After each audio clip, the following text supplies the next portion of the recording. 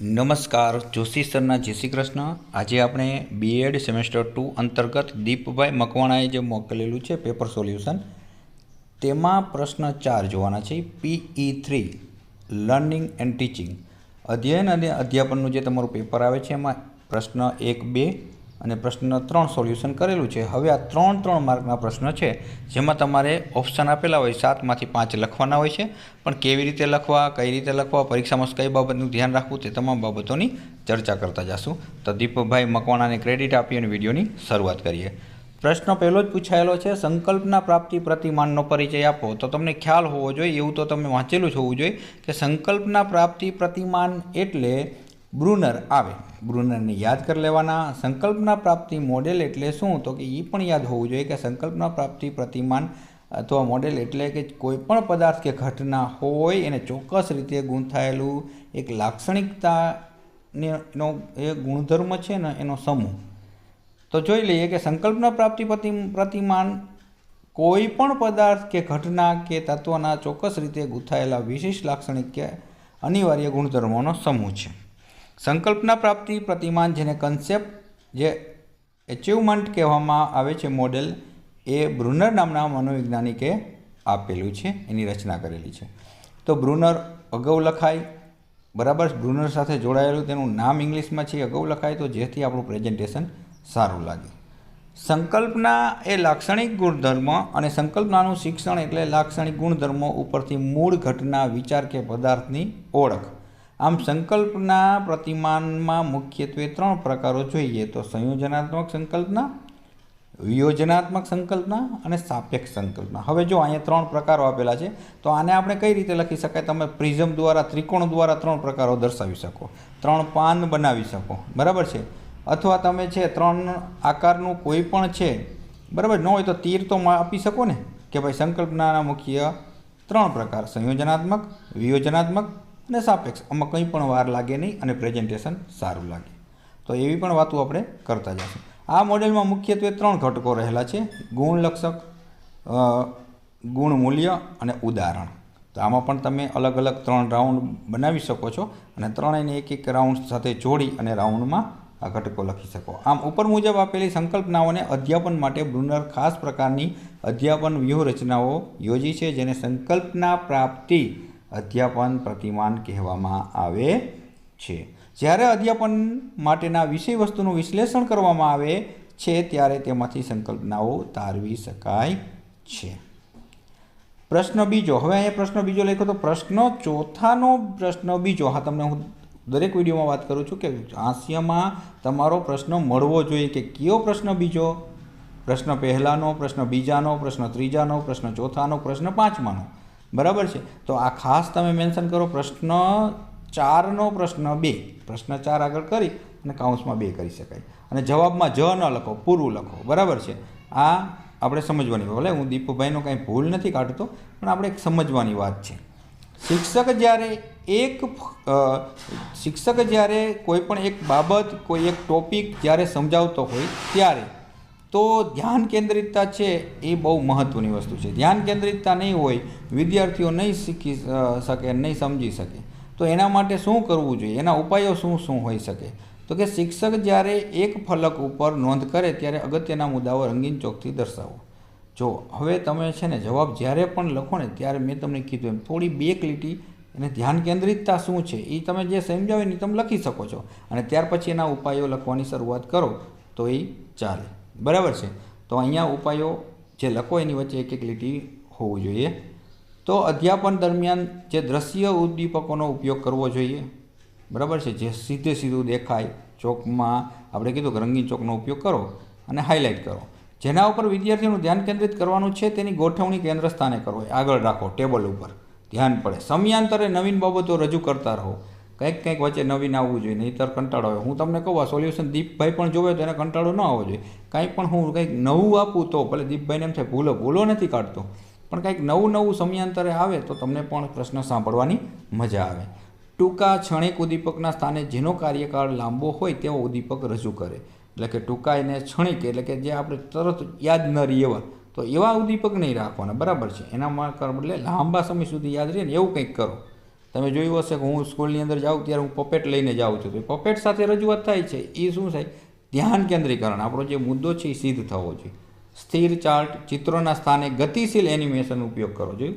સ્થિર ચાર્ટ એમ હોય, ચાર્ટમાં બતાવો. એના કરતાં ભાઈ હવે તમે ગુલાબ વિશે સમજાવો છો, સાયન્સમાં પાઠ લો છો અને તમે ગુલાબનું ચિત્ર લઈને જાઓ, ચાર્ટ લઈને જાઓ, એની જગ્યાએ ઓરિજિનલ ગુલાબ લઈને જાઓ તો સૂંઘવા મળે, અડવા મળે, જોવા મળે, એને અલગ અલગ કરીને તમે સમજાવો ગુલાબ વિશે, બરાબર? તો એ કોઈ દિવસ નહીં ભૂલે. તો આવી ઘણી બધી બાબતો છે જે શિક્ષક કંઈક નવું કરી શકે. નવા મુદ્દાનું વારંવાર પુનરાવર્તન કરાવવું જોઈએ, બરાબર છે? જે નવું છે યાદ ન રહેતું હોય તો ધ્યાન કેન્દ્રિત કરાવવા માટે આપણને ખબર છે અમુક મુદ્દાઓ, જેમ કે હું તમને એક વાત કરું, નાનો શબ્દ આપું કે હાથી, તો તમને તરત જ યાદ આવશે હાથી એટલે શું. તો તમારા મનની અંદર 4 પગ છે, પૂંછડી છે, મોટું એવું કદાવર જનાવર છે, એ હાથી છે. તો આ શું છે? ધ્યાન કેન્દ્રિતતા છે. સમાન વિષય વસ્તુ વચ્ચે તેનાથી અલગ વિષય વસ્તુ રજૂ કરે, કંઈક અલગ કરો, અલગ હોય તો દેખાશે. ધ્યાન કેન્દ્રિતતા વધારવા માટેના અન્ય ઉપાયો તો કે મારો આજનો દિવસ, બરાબર, બોલની જે રમતો છે, મેમરી ગેમ છે, વસ્તુ શોધો, અવાજ ઓળખો, આ બધું શું છે? ધ્યાન કેન્દ્રિતતા માટેના ઉપાયો છે. તેમજ ઘણી બધી આપણે વિવિધ વસ્તુના પદાર્થનો ઉપયોગ કરવામાં આવે અને જેના દ્વારા ધ્યાન કેન્દ્રિતતા માટે વાપરી શકાય. એક આદર્શ શિક્ષક તરીકે તમે શિક્ષકની ભૂમિકા ચર્ચો. તો શિક્ષક વિશે થોડુંક પહેલાં લખી દેવાય 2 લીટીમાં કે શિક્ષક કભી સાધારણ નહીં હોતા, પ્રલય और निर्माण उसकी गोद में खेलते हैं. ભલે ને કેટલું મસ્ત લાગે. તો આવી બાબત તમે ધ્યાન રાખો.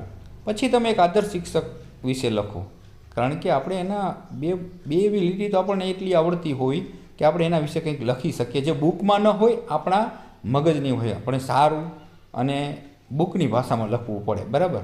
પછી તમે કહો સર મને તમે કીધું તો એ પ્રમાણે લખ્યું, તો એ આપણી પછી તળપદી ભાષામાં ન ચાલે. એ આપણે બુકની ભાષામાં સારું લાગે, જેમ કે આ સુવિચારને આવી બધી વાત છે, શિક્ષકની વ્યાખ્યા છે, એ લખી શકાય, બરાબર છે? તો હવે જોઈએ કે એની ભૂમિકામાં નીચેના મુદ્દાઓની ચર્ચા થાય. પછી તમે લખીને આ રીતના જે લખેલું છે બરાબર જ છે, મસ્ત પ્રેઝન્ટેશન છે, એમાં ના નથી. પણ અમુક બાબતો મેં તમને કીધું કૌંસમાં પ્રશ્ન, પછી પેટા પ્રશ્ન, પછી જવાબ પૂરું લખો અથવા એન્સ લખો, બરાબર છે? કે વિદ્યાર્થીઓને પોતાની ચિંતન પ્રક્રિયાથી અવગત કરવા. એક આદર્શ શિક્ષક તરીકે શું? તો કે શિક્ષકે વિદ્યાર્થીઓના સમક્ષ પોતાની ચિંતન કરવાની પ્રક્રિયા સ્પષ્ટ કરવી જોઈએ. તે કેવી રીતે વિચારે, શું વિચારે, સમસ્યાનું સમાધાન કેવી રીતે કરી, તેનો ઉકેલ પ્રાપ્ત કરે. આ પ્રક્રિયા તે વિદ્યાર્થીઓને નિર્ણય લેવાની ક્ષમતાનો વિકાસ કરી શકે છે. તો પહેલો આદર્શ શિક્ષક ચિંતન પ્રક્રિયાને અવગત કરાવી. બીજું, વિદ્યાર્થીઓને પ્રેરણા પૂરી પાડવી.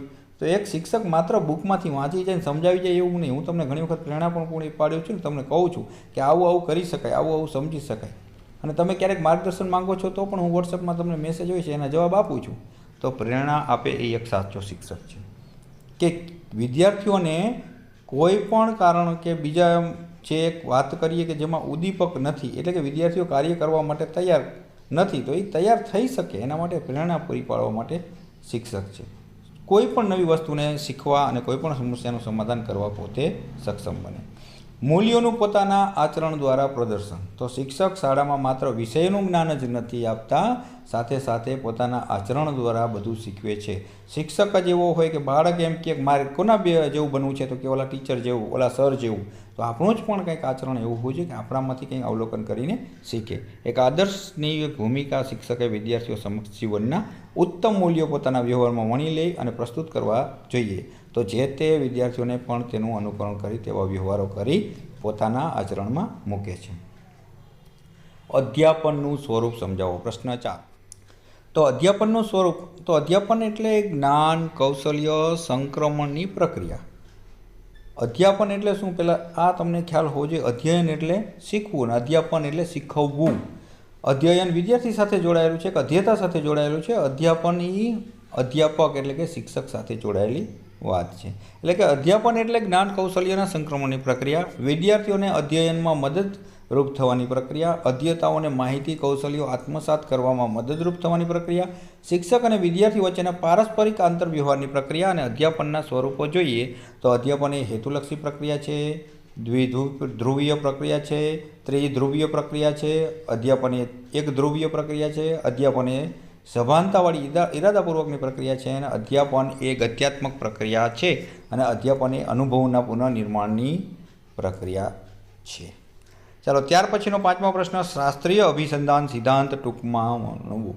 અહીંયા બહુ નિબંધલક્ષી નથી, પણ રશિયન ઇવાન પેટ્રોવિચ પાવલોવે આપેલો સૌપ્રથમ આપણે અભિસંધાનનો પ્રયોગ એટલે કૂતરાવાળો કયો છે? શાસ્ત્રીય અભિસંધાન પ્રયોગ. મેં સરસ મજાનો વિડીયો બનાવેલો છે, બરાબર છે, તો તમે જોઈ લેજો. એમાં સરસ મજાનું મેં સમજાવેલું છે. ઉદ્દીપક શું, ઉત્તેજક શું, પ્રતિચાર શું, પ્રતિક્રિયા શું, થોડી બધી બાબતો છે એ પણ સમજાવેલી છે. અને ત્યાર પછી આખો પ્રયોગ છે સરસ મજાનો સમજાવેલો છે, એટલે આપણે એને ડીપમાં લેતા નથી. પણ તેમ છતાં પાવલોવાળો પ્રયોગ છે એ કૂતરા સાથે જોડાયેલો છે, અને પ્રયત્ન અને ભૂલવાળો પ્રયોગ છે એ થોર્નડાઇકનો છે અને બિલાડી સાથે જોડાયેલો છે, બરાબર છે. તો આવા સિદ્ધાંતો પૂછાય. મેં સરસ મજાનું નિબંધલક્ષી મારો બીજો વિડીયો હશે, જોઈ લેજો, પ્રયોગવાળો. બધા પ્રયોગો સરસ સમજાવેલા, સ્કિનરના, થોર્નડાઇકના, બ્રુનરના, બરાબર છે. તો એ તમે જોઈ લેજો કે જેમાં સરસ મજાનું તમને સમજવા મળશે કેમ લખેલો છે. અને એક વસ્તુ કહીશ, પ્રયોગમાં તમને ચિત્ર થોડું આવડતું હોય તો તમે ચિત્રાત્મક સ્વરૂપે પણ લખો તો પણ વાંધો નથી, બરાબર છે. ચાલો, એ વિડીયો પણ તમે જોઈ લેજો, પ્રયોગવાળો છે જ. હવે અધ્યયન સંક્રમણના પ્રકારો, એ પણ સરસ મજાનો વિડીયો બનાવેલો છે. તેમ છતાં તમને કહી દઉં કે સંક્રમણના જ્યારે પ્રકારો પૂછાય ત્યારે 3 એરોમાં, ત્રિકોણમાં એવી રીતે સમજાવો કે જેનાથી સીધા હાઇલાઇટ થાય. તો ચિત્રાત્મક પહેલાં રજૂઆત કરો કે મુખ્યત્વે 3 પ્રકારો છે, બરાબર. અધ્યયન સંક્રમણ એટલે શું, થોડીક આગળ રજૂઆત કરો કે ભાઈ અધ્યયન સંક્રમણ એટલે કે એવું જ્ઞાન કે એવું જે અગાઉનું શીખાયેલી વસ્તુ કે જે ક્યારેક આપણને ઉપયોગી બને છે અને ક્યારેક આપણને બાધારૂપ બને છે, ક્યારેક આપણને કોઈ પણ પરિસ્થિતિમાં શૂન્ય સંક્રમણ થાય છે. એવી રીતના મુખ્યત્વે 3 પ્રકારો થતા હોય છે. મેં સરસ મજાનો વિડીયો બનાવ્યો છે, એટલે અત્યારે આપણે વધારે આમાં વાત નથી કરતા, બરાબર છે. તો આ સૌરાષ્ટ્ર યુનિવર્સિટીમાં પ્રશ્ન 4માં પૂછાયેલા આઈએમપી પ્રશ્ન કહી શકાય તે તમામ સોલ્યુશન દીપભાઈ સરસ મજાના મૂકેલા હતા, તેની આપણે ચર્ચા કરી. જોશી સરના જય શ્રી કૃષ્ણ. વિડીયો સારો લાગે શેર કરજો, સબસ્ક્રાઈબ કરજો, અને હા, સૂચન હોય તો જરૂર કહેજો. આવજો.